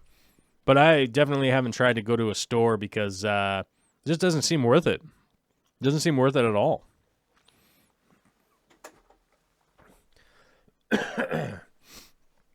Kale M says, listening while trimming my tank. Thank you for the positive distraction. Lost my job this morning due to the pandemic, so things feel dark, but good to have aquariums as an escape. Yeah, Kale, I'll give you the same advice I was giving everybody earlier. Make sure you file for your unemployment if that's what's going on. If you're in the U.S. or whatever country. But if you're in the U.S., file for your unemployment. It will take time. Stick with it. Stay patient. Write things down that you know what's going on, because you're not unemployed because you don't. You're not unemployed because you want to be unemployed. It's what unemployment exists for. We all pay unemployment tax every year, but that's why this exists, and they're expanding it.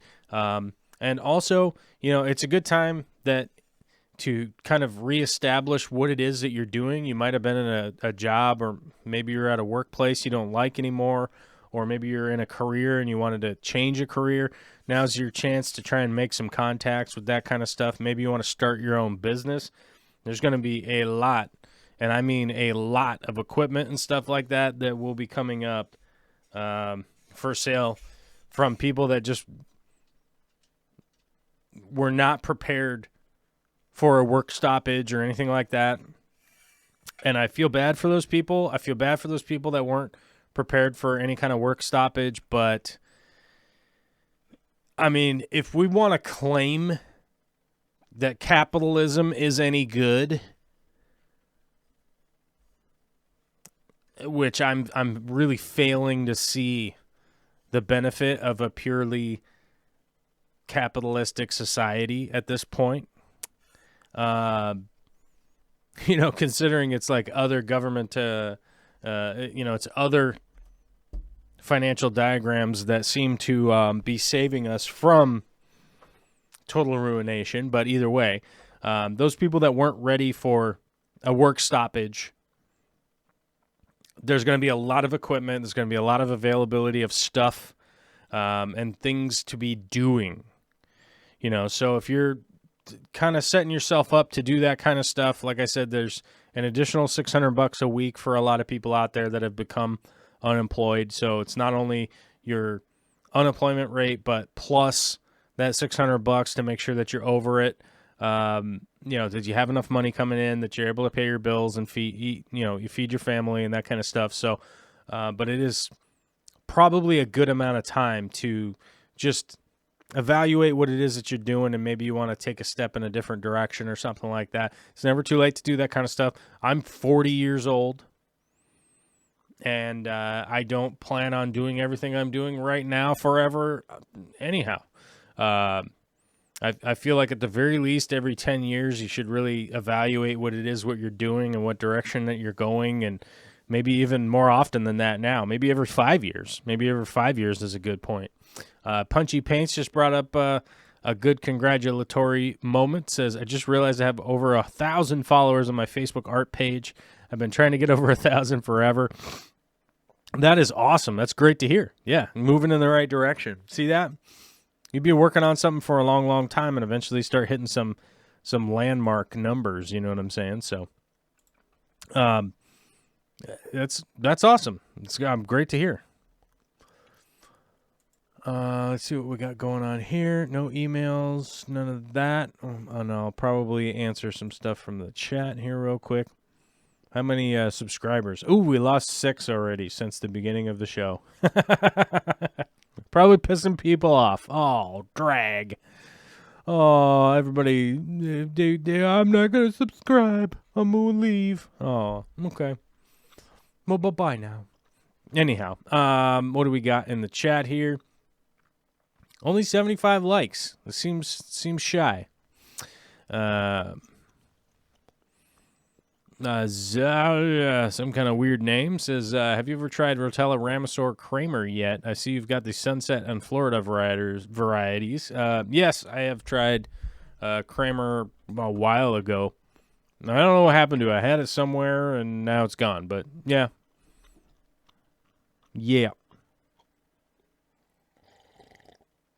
Right now I'm having a lot of fun with the Kupfia. Anagaloides, I think is what. Let me check. Kupfia Anagaloidea. That's what it is. Anagaloidea, not Anagaloides. Anagaloidea. But mine is not coming out super red. Mine has been coming out sort of yellowy orange. Like at some point it might go red, and then I started restricting nitrate a bunch, and then all of a sudden some of the other red plants went super red. And still, the Kupfia, that was not the trigger to get it to turn red. Kupfia Anagaloidea. I don't know how to, let me see here. Copy. I can paste it in here. But this is the one I'm having a lot more fun with than Rotella right now. Rotella sort of set it and forget it as far as I'm concerned.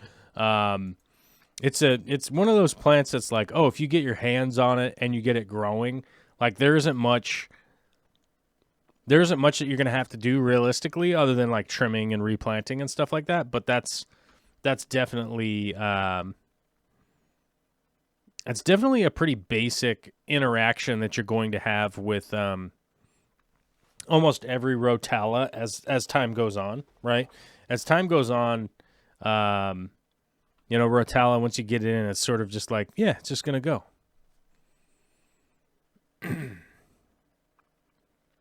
Reaver, got a call from my boss today updating me on returning to work and the changes that are happening there. They're saying May the 4th. Temperature checks, wellness survey, face masks. Yeah, we're supposed to, in Washington State, May the 4th is the current date for things to start reopening.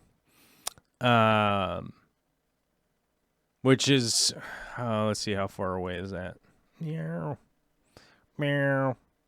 So 1, 2.5 weeks. So 2.5 weeks from now is kind of what we're looking at in Washington State.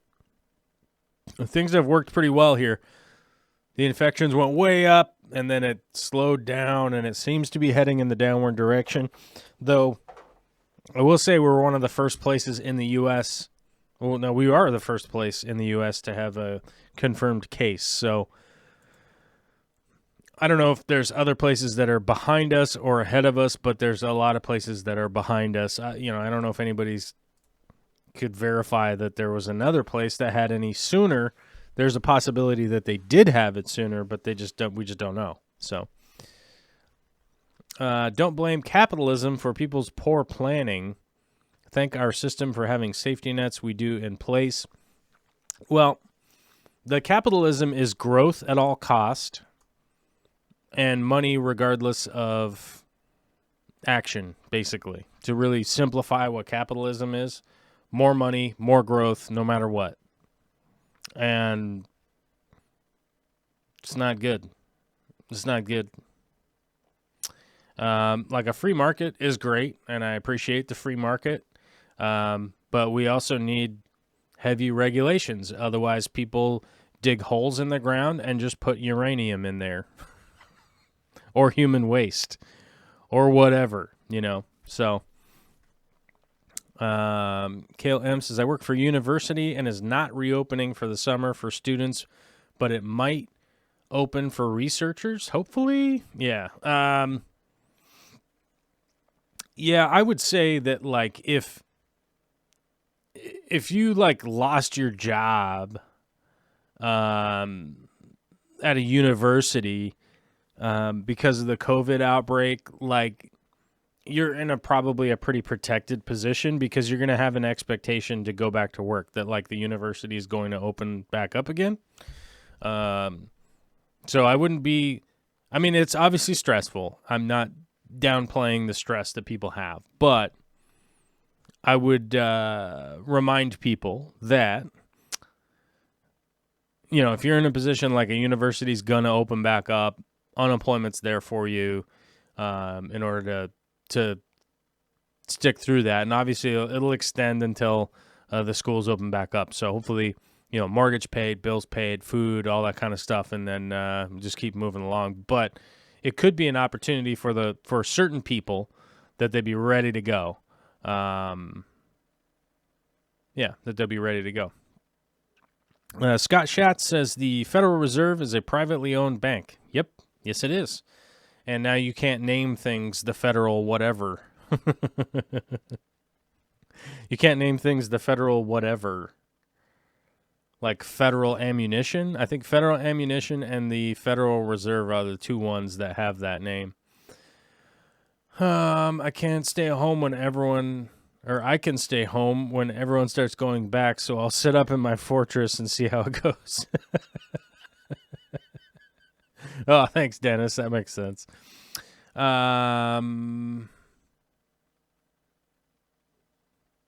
Adrian Rodriguez says, they told me the same, but I am pissed that they do not have proper PPE and they all want us to make our own. Yes, that is going to be an ongoing problem. One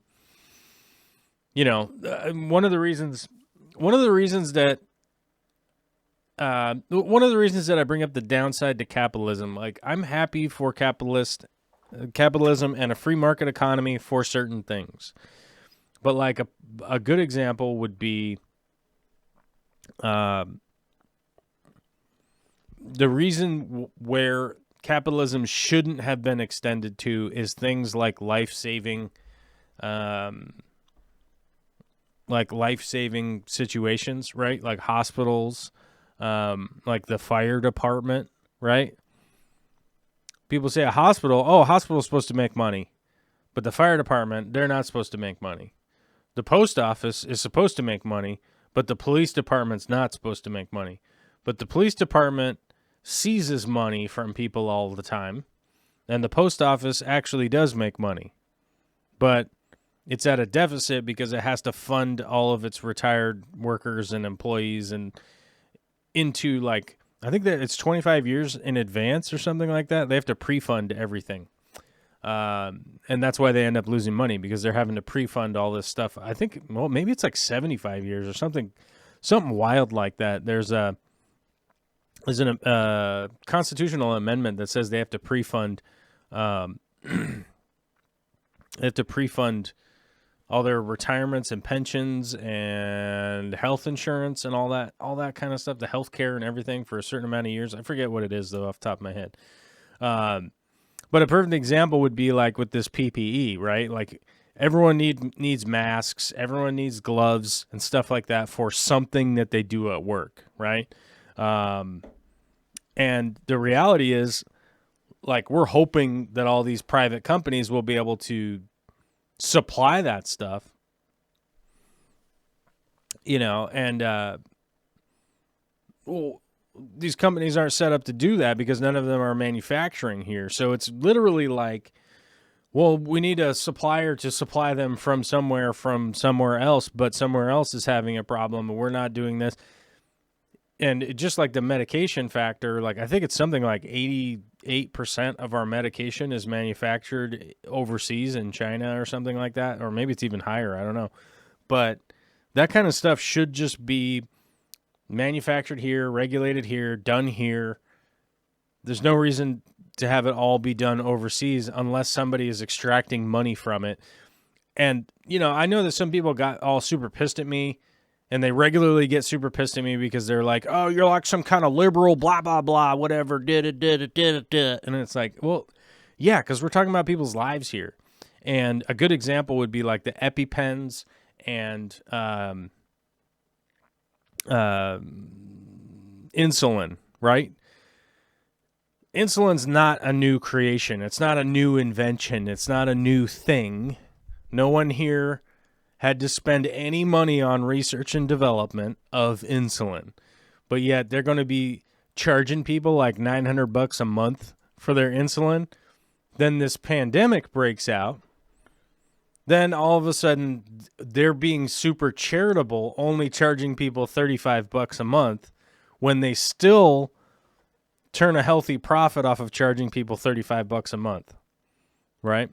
And then all of a sudden it's like, oh, you guys are being charitable, charging what you should have charged this whole time for insulin so that people don't die of diabetes because we allow so much screwball nonsense to go on with our food. It has to do with today's topic, the aquaponics, the guppies, the shrimps. It has to do all collaborating together that, like, if you are growing some of your own food, maybe you won't need to kowtow as much to the reality of, well, I bought some chips versus I bought some tomatoes. I bought some potatoes or I bought some chips. There we go. That's a good one. Potato chips or potatoes. Which one do you buy when you go to the store? It's that kind of thing. And we start to find out that, like, oh, these companies don't have to charge $900 a month. They can only they can just turn a profit just fine charging $35 a month. And that's the real issue that I have, is that capitalism has been extended to a bunch of things. Regulations have been removed from things that we need to be regulated, right? People aren't going to show up and test the bacterial levels of people's water that they drink. You know what I'm saying? Like, people aren't just going to show up and test that stuff. They don't. And it's problematic. It's problematic that, life and health and safety and these kinds of things are just kind of ignored so that somebody can extract an extra dollar, an extra dollar per transaction,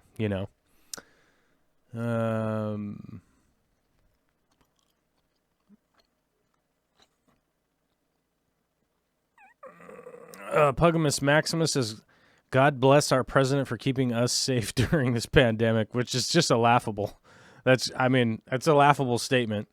I know that he's trying to cover it up and blame it on everybody else at this point, and he's trying to talk about his travel restriction, and he's calling it a travel ban, which it wasn't even a travel ban. He didn't close the borders. He restricted travel from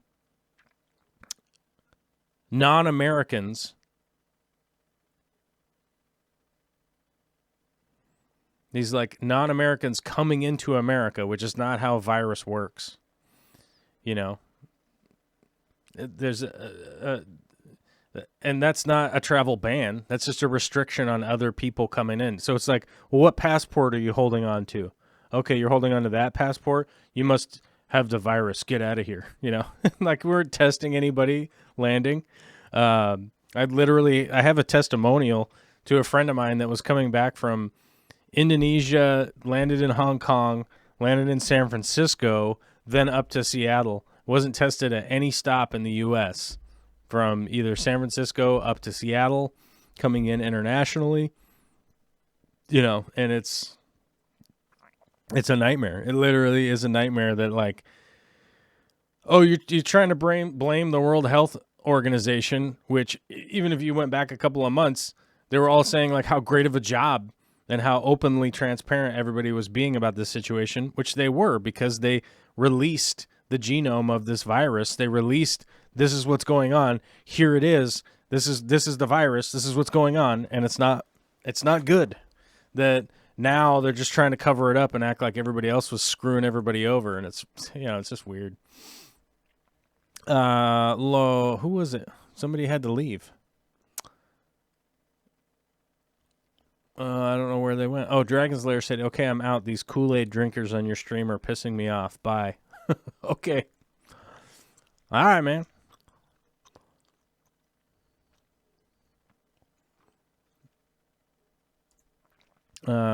But either way, that's the end of the show for today. So I will see you all on the other side. Bye-bye. Oh, I'm sorry. I got to say thanks to the Fish Tank Barn, Andre Saul, Mikey Fishy, the Fish Keeperist, Big D Smoke, and Rumbus for keeping the show monetized via your super chats. And, big shout out to Janice Lundberg for joining up on Patreon and keeping the show funded that way. So we'll keep rocking and rolling and doing what we're doing.